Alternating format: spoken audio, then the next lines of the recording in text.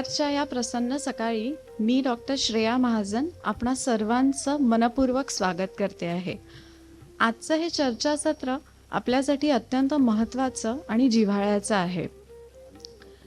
ही अशी जिव्हाळ्याची आणि महत्त्वाची माहिती आपणापर्यंत घेऊन येत आहे सज्ञा चैतन्य प्रौढ बुद्धिमंदनार्थ कार्यरत बिना अनुदान संस्था.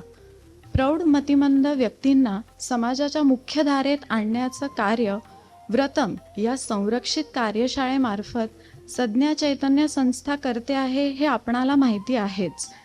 याच तत्वावर आर्थिक नियोजनाचे ज्ञान आपल्या संस्थेपुरते व्यक्तींपर्यंत न ठेवता समाजापर्यंत पोहोचवण्याचा हा आमचा प्रयत्न आहे.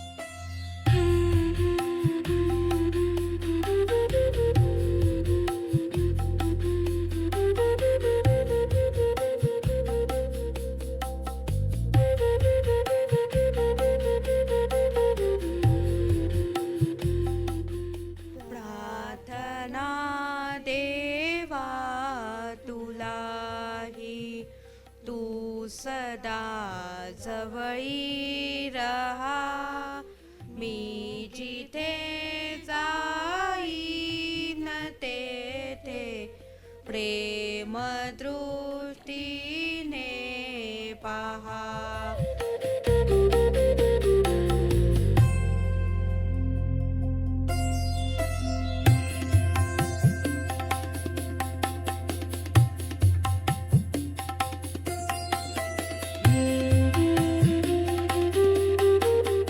तुम्ही लोक ज्या प्रकारे या क्षेत्रात काम करताय हे खूपच म्हणजे देवदुर्लभ कार्य आहे की जे तुम्ही सर्वजण करताय. सिव्हिलियन्सला किंवा नॉर्मल लोकांना आम्ही लोक जेव्हा दर दिवसाची जेव्हा सकाळ होते तेव्हा काही ना काही रात्रीपर्यंत दिवसाच्या वेगवेगळ्या ॲक्टिव्हिटीज केल्यानंतर कंप्लेंट करण्यासाठी 50 गोष्टी असतात की अरे हे नाही झालं ते नाही झालं आणि याच्यासाठी हा जबाबदार, त्याच्यासाठी अजदा जबाबदार, याच्यासाठी दामलेजी जबाबदार.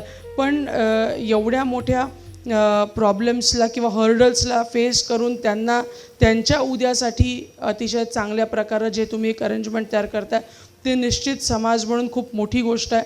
नागपूर महानगरपालिका नव्हे एक आम्हीसुद्धा त्याच्यात एक फुल ना फुलाची पाकळी जर का काही कॉन्ट्रीब्यूट करू शकलो तर आमच्यासाठी असलेलं दायित्व कृपया आम्हाला सांगा. मी गेल्यावर माझ्या पश्चात माझ्या असेटची योग्य ते विल्हेवाट लागणार का हा एक मोठा प्रश्न असतो. आणि तुम्ही इच्छापत्र केलं नाही तर ॲज पर सक्सेशन ऑर्ड जे मुलं मुली आहेत डिवाइड बाय ते होतं आणि त्याप्रमाणे आपल्या असेटची वाटणी होते. पण आता आपल्या ह्याच्यात असतं की आमच्याकडे जेव्हा इच्छापत्र आले तर तेव्हा सांगतात की मुलीच्या लग्नात सगळं देऊन झालं आता आम्हाला, आणि आता माझी 2 मुलं आहेत किंवा 1 मुलगा आहे त्याला सगळं द्यायचं आहे. पण हे तुम्ही इच्छापत्रात नमूद केलं नाही तर पुन्हा एकदा तो जे असेट आहे ते डिवाइड बाय 2 होणार, मुलीला जाणार मुलाला जाणार. अभी क्वेश्चन आता है कि मेरे बाद ये सब कौन करेगा, क्योंकि कम्युनिकेशन करना पड़ता है. सिंगल अथॉरिटी रहती है, एक ही आदमी रहता है, वो नहीं है तो फिर जाना पड़ता है. किसी का अहमदाबाद में है, किसी का ऑफिस वहाँ है, सेंट्रल रेलवे का यहाँ पे है, एन नंबर ऑफ प्रॉब्लम्स आते हैं. तो मेटको जहाँ है प्राइवेट ट्रस्ट में मैनेजिंग ट्रस्टी, ये पूरी जिम्मेदारी मेटको लेता है. उसका कम्युनिकेशन करना, लास्ट अथॉरिटी तक जाना और वो पेंशन वो चाइल्ड जो भी है उसको लागू करना, ये पूरी जिम्मेदारी मेटको लेता है.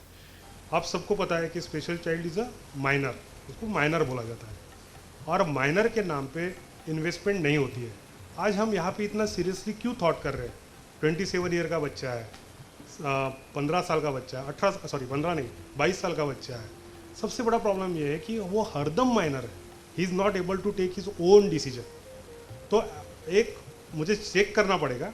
बट एज अ पेरेंट मैं मेरे बेटी के नाम से SIP मदर या फादर ये दोनों ज़रूर कर सकते हैं मेरे अकाउंट का यूज़ करते हुए, क्योंकि वो माइनर है. मगर उसमें प्रोविज़न क्या है कि जब 18 साल की जब हो जाती है तो उसका अकाउंट ओपन करना पड़ता है. माइनर का पैन होगा तो मेजर में कन्वर्ट करना पड़ता है, या पहले से ही पैन नहीं हुआ तो भी चलता है, सिर्फ बर्थ सर्टिफिकेट के ऊपर भी हो जाता है. बट वो कभी ना कभी तो भी मेजर होने वाली है। 18 साल के बाद उसके नाम पे वो पैसा जाने वाला है, उसके अकाउंट में जाने वाला है। आई हैव स्टिल डाउट कि मगर ये माइनर के कारण हम नहीं कर पाएंगे, दैट इज़ अनफॉर्चुनेट पार्ट। इसीलिए हमें अक्षय पात्र बनाना है, खुद बनाना है। आज का कार्यक्रम वाकई बहुत आवश्यक था, प्रासंगिक, और हमारे स्पेशल बच्चों के लिए ये एक तरफ से सिर्फ आर्थिक सभा नहीं था, आर्थिक के साथ साथ सामाजिक भी था, और एक भविष्य किस तरफ का हम बच्चों के लिए कर सकते हैं फाइनेंशियल प्लानिंग के बारे में, इसमें बहुत कुछ हमको सीखने के लिए मिला।